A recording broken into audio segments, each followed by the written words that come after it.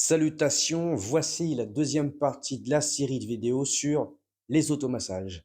Dans la première partie de la série de vidéos sur les automassages, j'ai expliqué qu'est-ce que c'était les automassages en précisant qu'il n'y avait aucune connotation sur les pratiques sexuelles et que tout le monde pouvait les pratiquer. Pour cette deuxième partie, je vais détailler les bienfaits de pratiquer des automassages quotidiennement. Parce que oui, t'attends pas à avoir un miracle si tu te fais une séance d'automassage une fois par mois.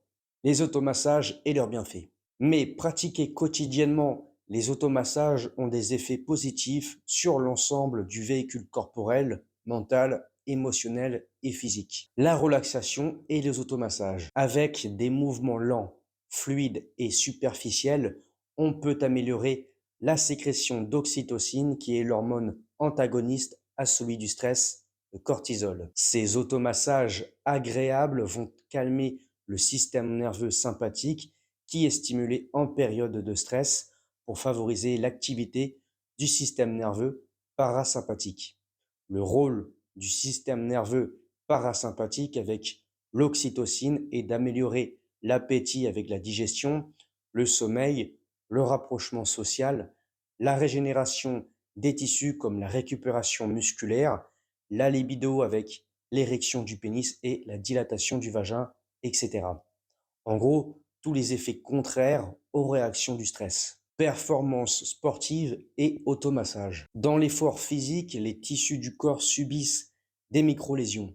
Si après l'effort physique, il n'y a pas de récupération dite active et douce avec des étirements passifs, des mobilisations articulaires et des automassages, il risque de se former des fibroses. La raideur musculaire avec la présence de fibroses ou de trigger points est le pire ennemi d'un sportif souhaitant accomplir des performances. Car ces adhérences vont réduire la mobilité articulaire, perturber la circulation sanguine, augmenter le risque de blessure, accélérer la fatigue et diminuer la force.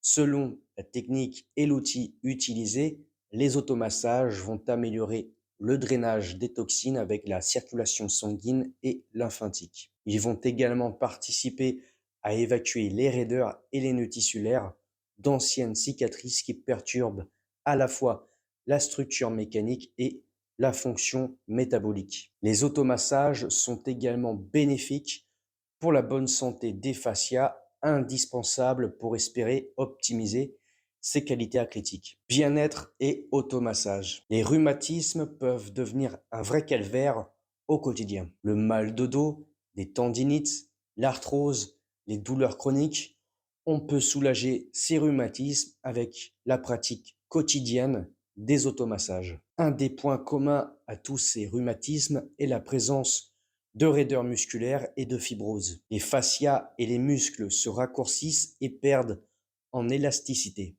Ces contractions avec ces raccourcissements permanents des tissus vont entraîner des déséquilibres de l'architecture de la structure musculo-squelettique. La conséquence, c'est une compensation avec une modification de la posture corporelle et le décentrage articulaire entraînant des contraintes mécaniques. Qu'ils soient à l'origine des pathologies locomotrices ou sont une conséquence, relâcher ces raideurs musculaires grâce aux automassages ne peut qu'être salutaire pour son mieux-être. Voilà un bref aperçu des bienfaits de la pratique des automassages.